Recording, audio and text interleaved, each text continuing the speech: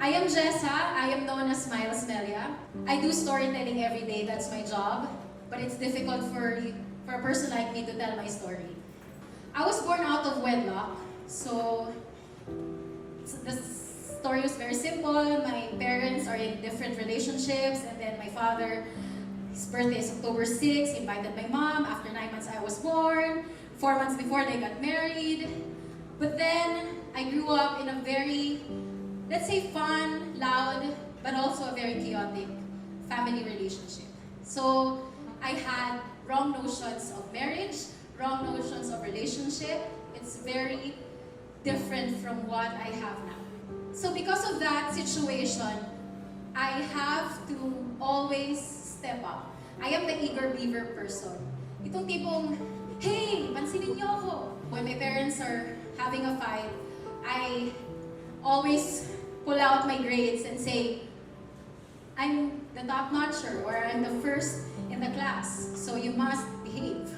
And then, I remembered in my second year of college, we were really struggling because my parents can't send me to school anymore.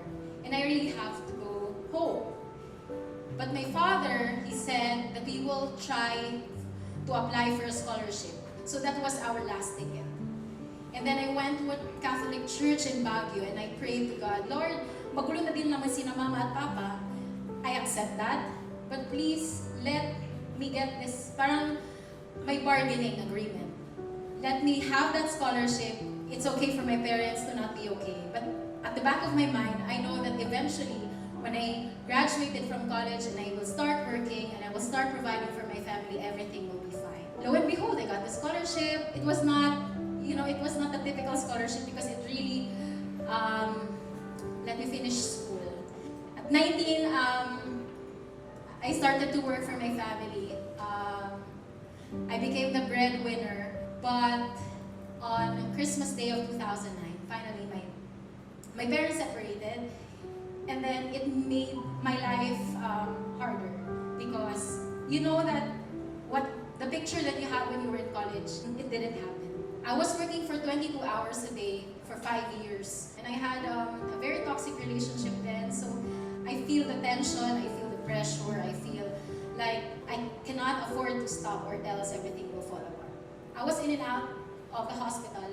My ortho diagnosed me with myofascial pain syndrome. Basically, you have big nodules in your upper back. And it's really painful, you cannot move. And then, that night of 2012, what I remember was I was in the hospital, and then my friend RG, he's a very good friend, he brought Ate Ambeth. I felt different when they visited me because I felt home. Something I remembered was they talked about Ed Pilapil Jr.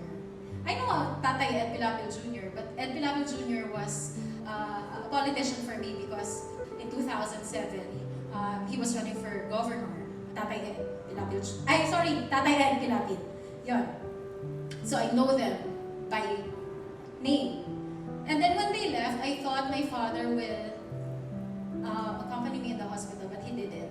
So that was the night. And I asked God, I'm trying so hard to be good. I'm trying to be a good daughter. I'm trying to be a good sister.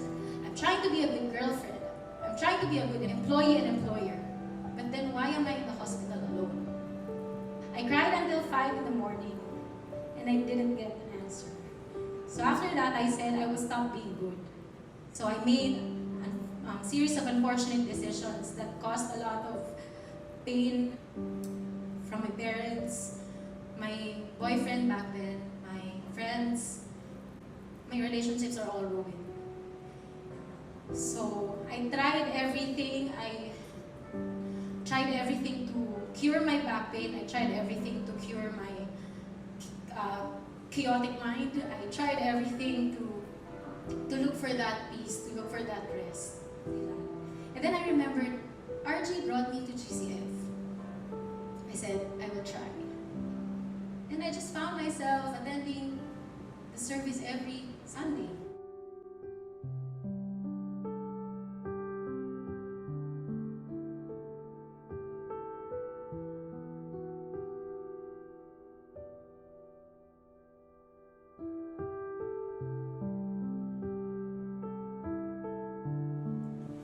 remember, until 5 a.m., I cried to God. Ate Janet talked to me until 4 a.m., just answering my questions. Tapos after that, so Pastor Ed and Ate Janet encouraged us to read the Bible cover to cover, and I can do that. I can read.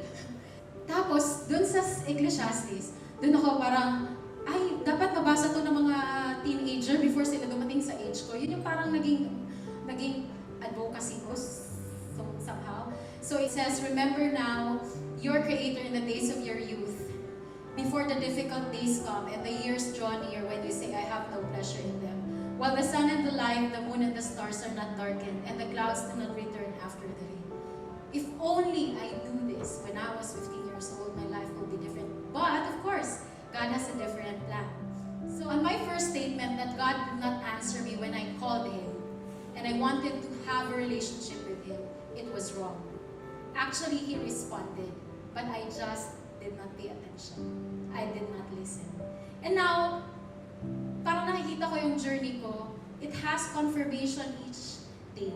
Parang ang sarap lang sa feeling na paunti-unti nakikilala mo siya, not because someone told you He's like this, but because you experience Him. You experience His cry, His laugh.